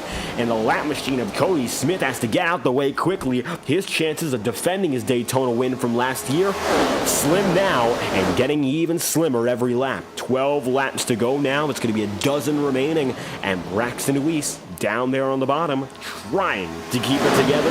He's held on nicely in the bottom, but there's no clear advantage. There's no clear winner in terms of line. The preference Now a little more uneven. Wetmore's gotten close, and he's only had one driver helping him. The middle group has kept, of course, Braxton Weiss very honest. There's Nick Tarbuck right there with them, but at the same time, it's still anyone's race. John Cars wiggles up just a bit, and he stays there with Tom Wetmore almost boxing him out entirely. Brian McFerrin, the all-white 07, is now going to be up there in 12th, running just outside the top 10. He's close to it now, and might have a chance to make a few more spots up here as they come across the line again with 11 laps to go. It's going to be whether or not someone tries to pull out a big move here in the final few laps. If we have any caution past the 5-lap to go marker, we're going to be sending ourselves into green-white checkered territory. And as it stands, that doesn't look to be too likely. We've only had 2 cautions, but at the same time, could become an overtime race. We have multiple overtime attempts available need be,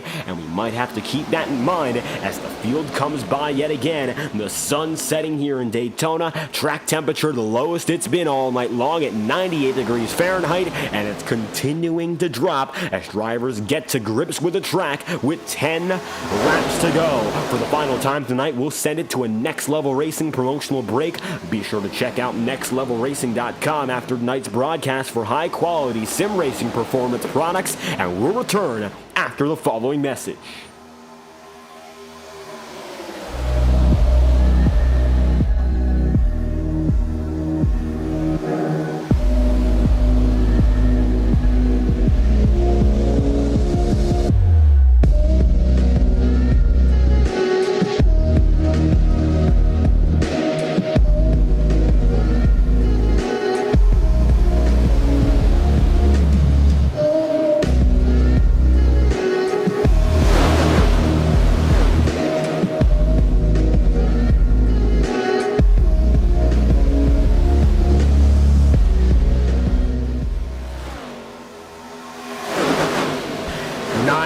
To go, and it's still going to be 2 rows deep.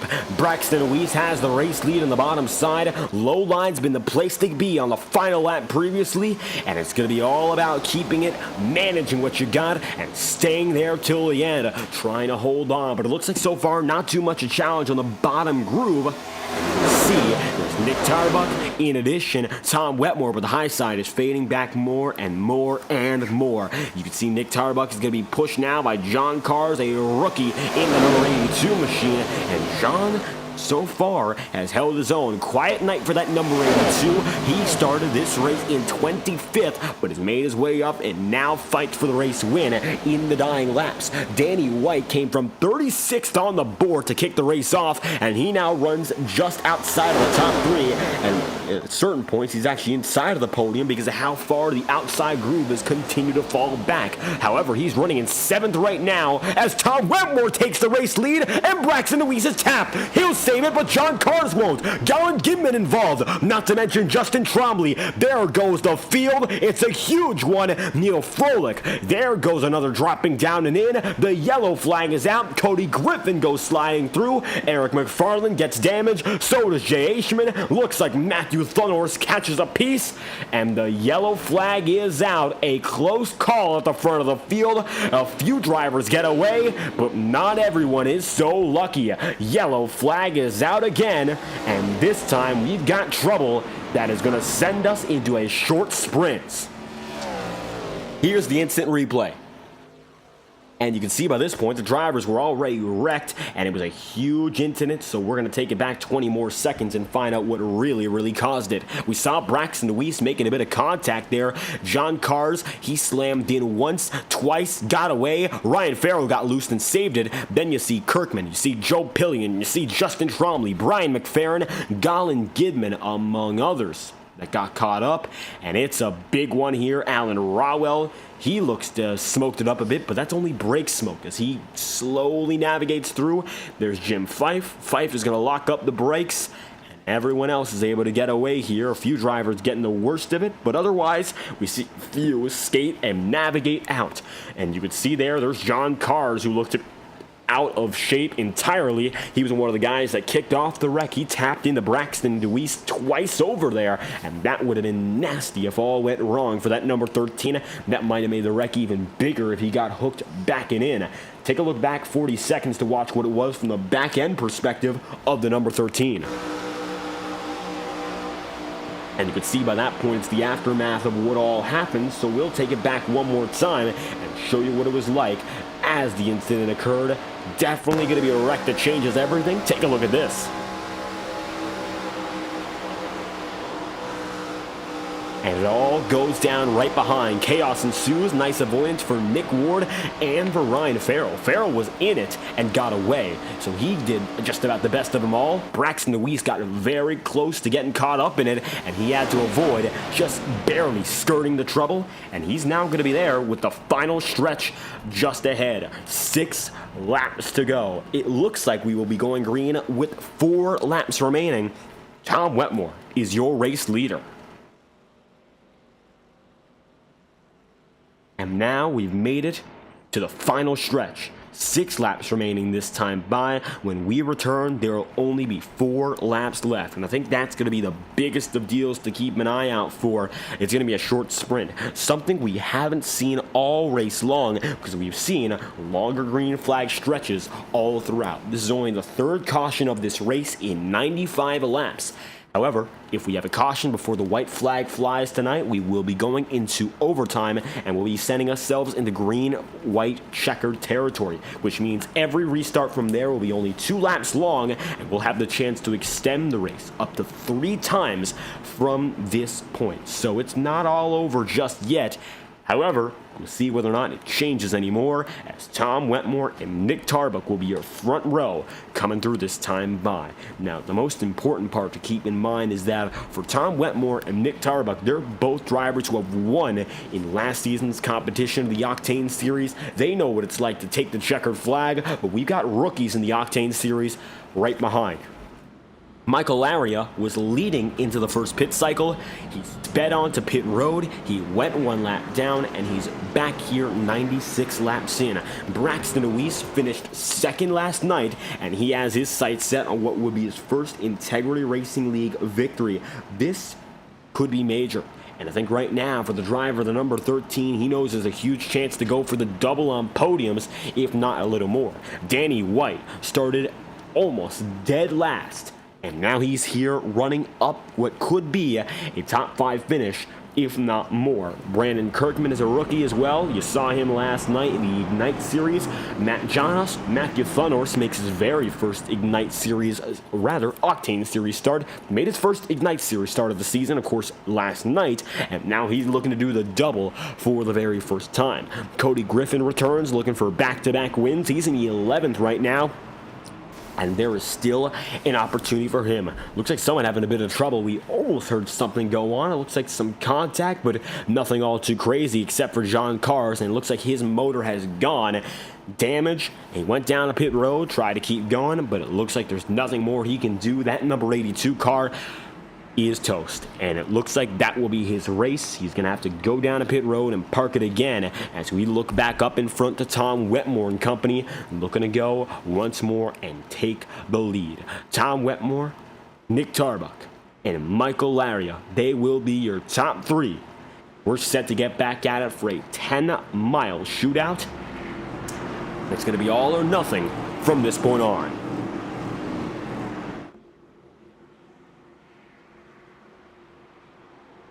The iRacing official pace truck is set to drop in this time through.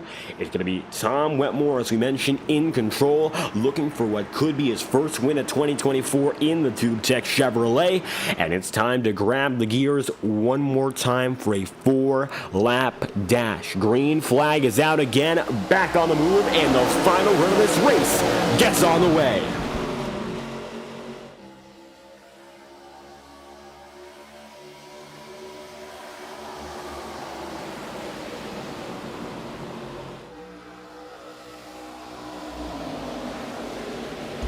Wetmore going to be able to jump out with still some help from Michael Laria. These two have been working together nicely for the past 10 or 15 laps, but no longer are they on the high side. Now they find themselves on the bottom. It's going to be the number 51 working way down low, and the 44, Michael Laria, is going to be right there in the bottom as well, trying to negotiate something all the way down to the floor of the racing circuit. Nick Tarbuck still holds his own on the middle side, and that's the most developed lane right now, but you'll see Ryan Farrell tries to take it 3 wide, nobody helping, and with 3 laps to go, it's a desperate call for help, and nobody's going to answer. Now it's time to see whether or not someone else tries to pull it 3, and that they do. There goes Nicholas Ward. He'll take Matthew Funnels right there with him, and they're going to keep on moving. This time by, though, it looks like we got new drivers taking it up to the top. Just like that, it's going to be Nicholas Tarbuck and Nick Ward all working together, and it's going to be Michael Laria who jumps into the middle, and it's going to be now 3 by 3 by 3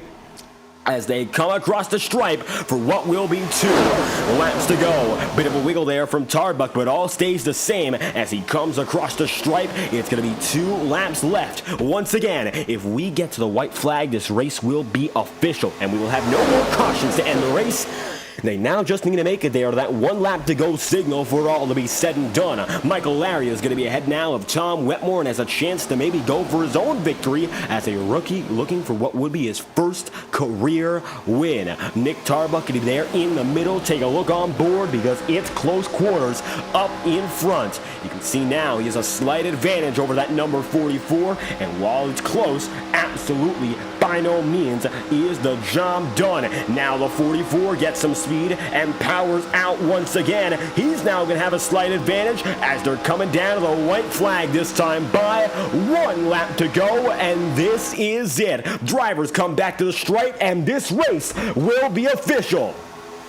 1 to go now, and it's Michael Laria leading the way. Nobody is giving in just yet. They're not bothering at all, and now it's time to see if anyone's going to make a move that changes the game. Laria down low, Nick Tarbuck is going to be in the middle, and last night's winner, Cody Griffin, is up top. He's looking to make a run now on the high side, and he's got speed as he comes across the Daytona super stretch. Tarbuck will lead, but Braxton Louise is not giving him a shove, so he'll slot back slightly here. Matthew Thunors will have to send Cody Griffin deep for any opportunity. Michael Laria remains down low. Nick Tarbuck is going to give him just a shove, and they'll push each other right to the line. It's a photo finish. Nick Tarbuck will barely win, and by 2/1000ths of a second collects the checkered flag. Nick Tarbuck wins for the first time in 2024, and it's a checkered flag, long awaited. His 2nd Octane Series win in his career,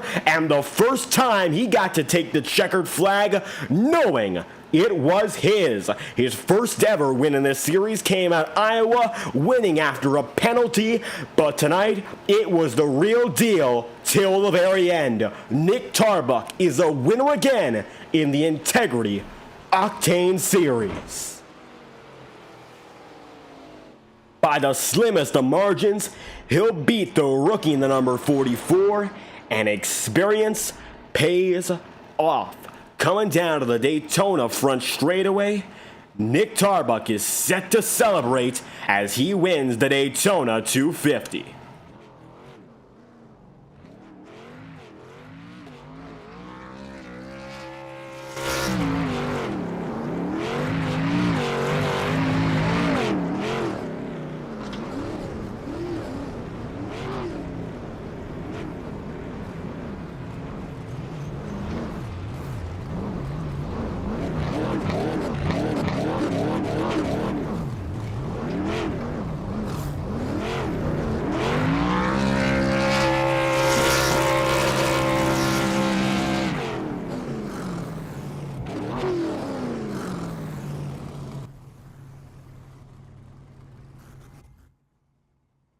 And just like that, till the very end, Nick Tarbuck holds on, and by 2/1000ths of a second, it's his win. Take a look at our race results. Stay tuned. We got another broadcast coming at you and our top 3 interviews moments after this. Nick Tarbuck wins over Michael Laria, first and second, with Danny White third, Kyle Cooper in fourth, and last night's winner, Cody Griffin, then in fifth. Going to be Neil Froelich in sixth, with Matthew Thunhorst in seventh, Todd Wetmore in eighth, and Braxton Weiss in ninth. Ross Cato rounds out in the top 10. 11th is going to be Sean Kalis with Alan Rowell 12th, Trevor Trago 13th, and Ryan Farrell in 14th. 15 places Jacob Fife with Nicholas Ward. They're in 16th. Jonathan Giovanni will be in 17th spot with Don Stevenson 18th, and Jim Fife is 19th with Stephen Wetton, then in 20th. 21st goes to Matt Jonas and is 22nd with Randy Fiash, Colin Gibman 23rd, then going to be Eric McFarland 24th, Brandon Kirkman 25th,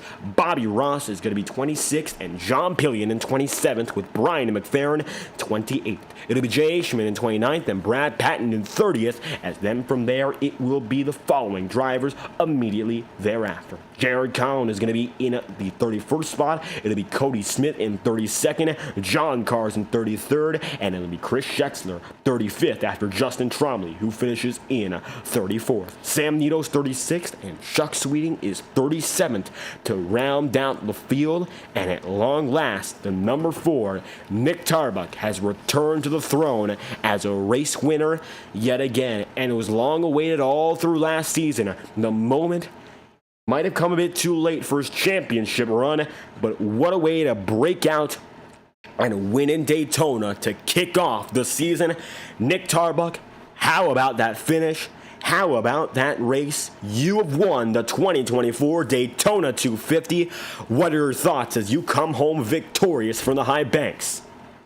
Man, I just got to say thank you so much to the guys that helped push me up there. I did not expect any help, and man, when I started getting pushes and they started sticking with me, I was like, wow, this actually might happen. Man, I've never screamed so loud in my life as I crossed the finish line. You would have thought I won the real Daytona 500. That was insane. My heart rate was through the roof.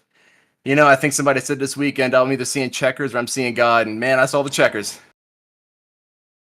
And honestly, it was a very, very clean race all throughout, but you saw the checkered flag. Even if there was going to be trouble there, you had yourself up in a good position with that track placement, and it kept you there. You started in 27th, though. You came from the deep portion of the field to get out with this win.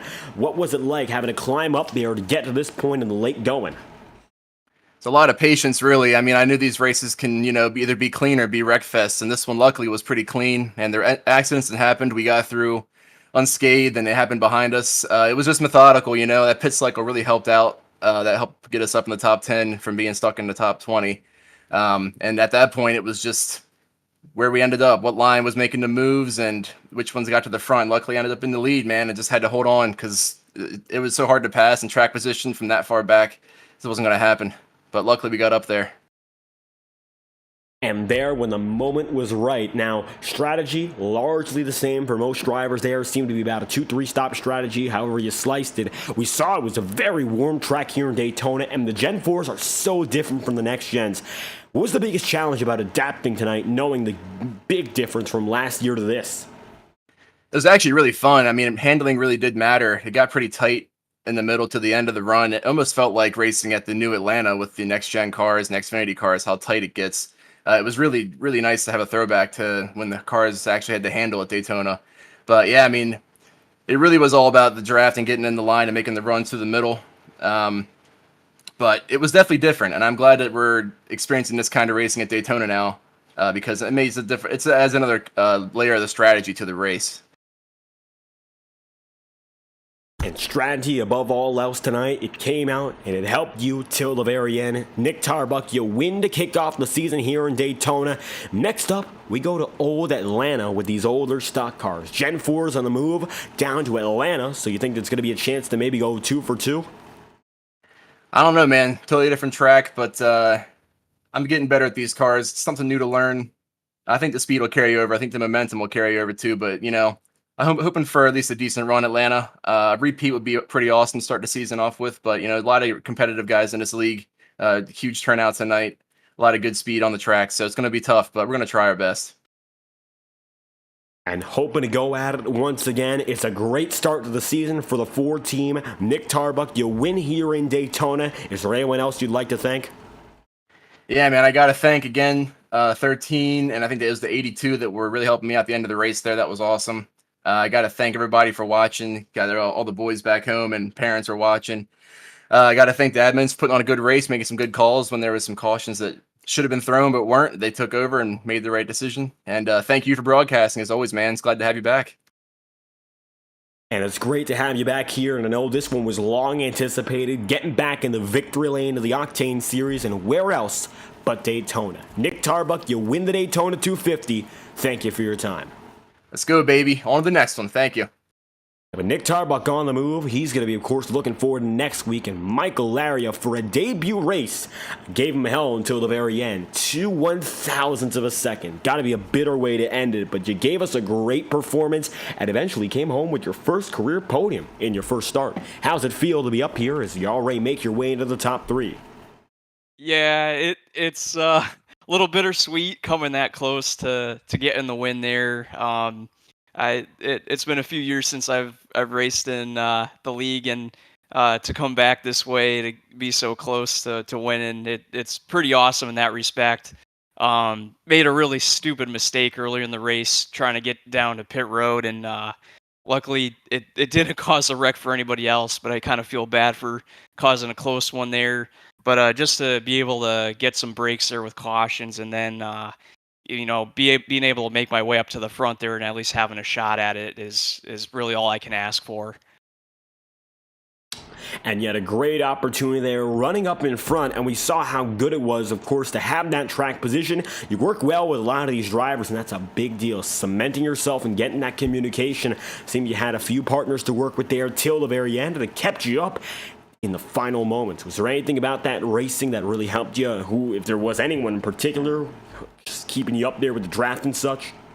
Yeah, I got to thank Sam Nieto. I've been teammates with him for a few years now, and in other leagues that we've raced in, and so very familiar working with Sam. And we did so well earlier in the race, and then later on working with Tom Wetmore there. I'm also familiar with racing against him, and we kind of know each other's style, and I knew he's aggressive on these plate tracks, and I knew just kind of latching onto his bumper would be giving me a good shot at getting towards the front there. So stuck with it, and it definitely paid off. Just making a third lane work there to get us up towards the front, because if you were going to ride in line, it was just a traffic jam, and you were going to go nowhere. So you had to make something happen, and it just got really lucky there that I wasn't caught up in that wreck prior to the end of the race there that took out a lot of cars. Just being able to squeak by and then restart in third, that was huge. And then from there, really just I knew the inside lane was going to move well through the first couple corners, and it did. But then my plan originally was to get back to the top, but I did it, and then I got really loose with a really close clear, and then I'm like, you know what, I'm going back to the bottom, and I think it was the right move. It was just so close at the end. I think if Tom didn't get hooked there and he was right behind me to the line, that might have been all the difference. And tonight, all the difference came down to thousandths of a second. Michael Laria, your debut, of course, you made your waves, and you put yourself on the spot for podium finish. A great way to kick off the season. How do you think it's going to be going from here with a lot of momentum under your belt? Yeah, to be honest, I don't normally come out of these plate races on the right side of things. So to start the season with a second place finish is really good points wise. But I'm really looking forward to the next few races that we have coming up. I believe we have Atlanta next, and that's one of my favorite tracks on the service, and I feel like I really could go for a win there.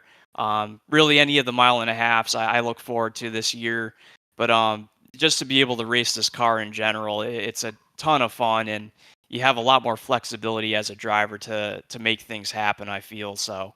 I'm really looking forward overall to the season, and we'll see what we can do.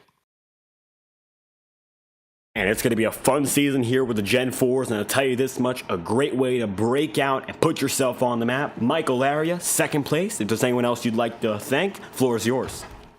Yeah, I got to thank Sim Speed Shop for being on board the car this year. Also got to thank Justin Rowden for putting together the awesome paint scheme. And then, of course, Flat Out Esports for putting in some practice and just making us better as a whole, and Sam Nieto there for drafting with me for most of the race, and then Tom as well. Just like that, coming away with a top 2 finish to kick off the season and just a few thousands away from what could have been. Michael Laria, thank you for your time. Thank you. And with our second place finisher on the way, this is a storyline we touched upon all throughout the night. One of our biggest movers, and I think the biggest of the entire race when you put it down to the numbers. Started 36th, finished 3rd. It was a climb up till the very end for you, Danny White. Great to have you here as you finish 3rd tonight in the Daytona 250, our biggest mover by a long shot. Hey, I appreciate it. It's good to be here. Kind of luck of the draw there at the end, but good, clean racing all the way around. Couldn't be more happy. My first season with these guys. So excited for starting a race like this. And it's an amazing way to, of course, kick off the season, making those moves. And it was a deep field in terms of that talent. Tough to make it up to the front of the field. And we saw you early making the climb up to stay inside of the top 10. Was there anything that helped you in particular to get to that point and keep you there till the very end? No, I felt like I was going to be safe up front. I didn't want to risk it in the back and get caught up in somebody else's mess. I figured if I was going to stay clean, I'd be better off in the top 10 and just worked my way up there as early as I could and hung around. And hanging around with the leaders of the field, these Gen 4 stock cars, even though they're trickier to handle compared to what we saw last season, and it's your first start, so it was the next gens last year, 3 cautions only. It was a very, very clean race, and a lot of the strategy came down to the natural procession of every little move. It was a long, flowing race, and we saw that you really could not be out of focus no matter when. How was it trying to determine what to do with your car as the race went on, knowing there was almost no break in the action? I mean, it was tough, especially going 3 wide. Once I got 3 wide, I mean, you're pretty much stuck where you're at. You're waiting for somebody else to make a mistake, and that's kind of what I did. I hung around. I'd wait for somebody to make a mistake and try to fill the hole, and it just worked out for me. Everything works out quite nicely for this 79 team coming through with a podium finish to kick off the season. 2 rookies on the podium, and of course, you come through in 3rd. Got a season ahead of you. You think there's a chance to back up the success you see tonight? I don't know, man. We got a lot of good cars in this class. It's going to be a challenge all season long. I got a feeling. So I'm just going to try to learn from these guys and pick up everything I can and give them my best, and I know I'll get their best. Looking to keep giving the best this team has to offer. Danny White, it's a 3rd place finish here in Daytona. If there's anyone else you'd like to thank, be sure to let us know. No, I just appreciate the whole league. I appreciate the opportunity to be here, and I appreciate y'all. There we have it. Danny White, rounding out the podium, will come through to 3rd place finish. Thank you for your time. Thank you. With Danny White on the move, your podium ceremony has concluded. Danny finishes in 3rd with Michael Laria in 2nd and Nick Tarbuck by 2/1000ths of a second. Your winner at the end of the day. A fantastic performance by all accounts. It's one of the most important wins in this series history. 2nd season has only just begun, and we're already looking at some great racing for the rest of the year. We'll be back when it's going to be next week, next Tuesday at Atlanta, as we return with all the Gen 4 stock car action. It's going to be exciting from start to finish, and we hope to have you there as well. This has been coverage of the Integrity Octane Series. It's going to be the first of many in this 2024 season as we kick off the championship hunt early with Nick Tarbuck taking it to the top of the pylon. You've been watching from the virtual Daytona International Speedway. We'll be next back at Daytona Thursday night, and it's going to be the Iora Cup Series as they make their Season 5 debut, and the Highline Racing League heads to Iowa on the same night, so stay tuned for all the action there. I've been David Kreutz, your commentator and producer for tonight's event, and if you enjoyed tonight's broadcast, be sure to leave a like on the stream and subscribe to the channel. Your support is always greatly appreciated. Thank y'all for stopping by on FTN and watching all tonight's action, and we hope to see you whenever we're live again on FTN. We'll be set to return all throughout the week for great racing action, and we'd hope to see you there.